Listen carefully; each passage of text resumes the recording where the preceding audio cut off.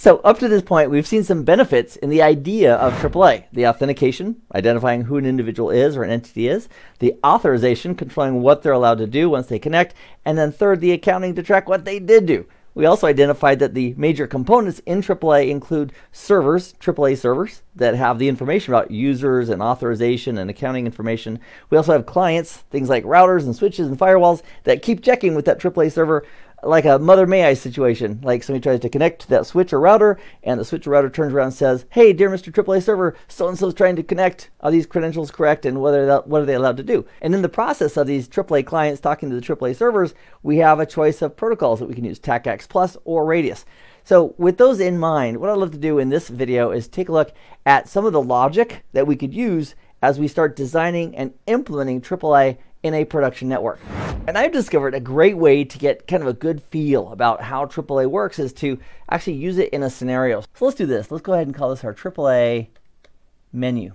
Just like we go to a restaurant, we want to go ahead and choose. And for AAA, let's go ahead and use an example of a router. So we'll put a router right here. We'll call it R1. That's connected to some networks. And let's imagine we want to use AAA for the router. Now, the question might come up, well, what part of AAA do you want to use?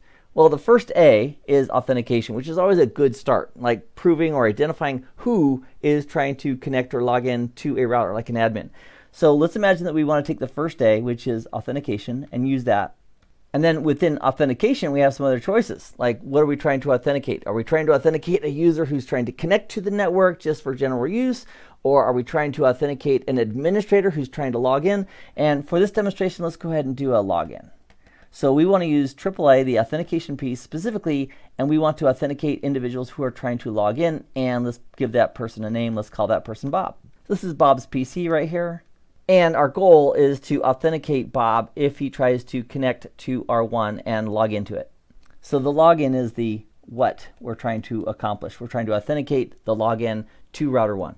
Now, regarding logging into router 1, there's lots of ways that somebody could log in. Somebody could log in on the console line, the auxiliary line, the VTY lines. So we'd also want to identify where on router 1 we want to control the logins. And so for this demonstration, let's go ahead and for the where, let's go ahead and say VTY lines 0 through 4. So those VTY lines on R1. So the next question is, and let's build this topology too. So we can put a switch here and some connections here. And the next question that we're going to answer is how.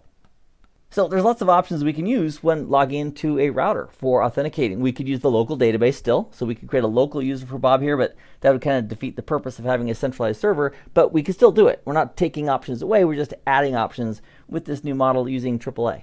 Or we could use a centralized server, so let's draw a server here. So here's our server, and we'll call this a AAA server. Now, when we call it a AAA server, that doesn't mean we have to use it for authentication and authorization and accounting, but assuming the software supported it, we could. A very popular solution today in the world of Cisco is the Identity Services Engine, or ICE. That can act as a AAA server. So for the how part, let's use a central server.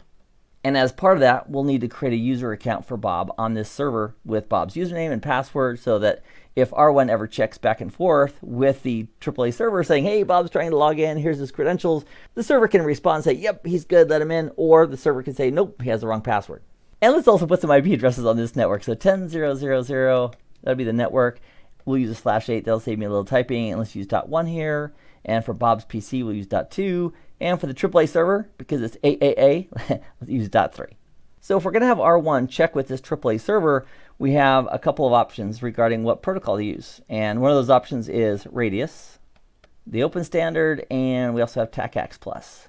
So for authenticating administrators who are trying to log into routers, TACACS Plus, if it's a Cisco environment, is truly a better option because there's better controls and better methods that we can use for individual authentication, individual authorization, and individual accounting. So this implies that we have to train R1 on where that server is, its IP address, what password to use that communicates securely back and forth with that server, and also the fact that we're using TACACS and not Radius to communicate with that server. So we have to tell both parties about this relationship between R1 as the TACACS client or the AAA client, and 10.0.0.3 acting as the AAA server or the TACACS server. Either one of those terms would be appropriate for this server. And also, I think I already mentioned it, but if Bob tries to log into R1 and R1 asks the server, hey, is Bob's username and password correct? we'd also need to make sure we create that Bob user account on this AAA server so it has something to respond with.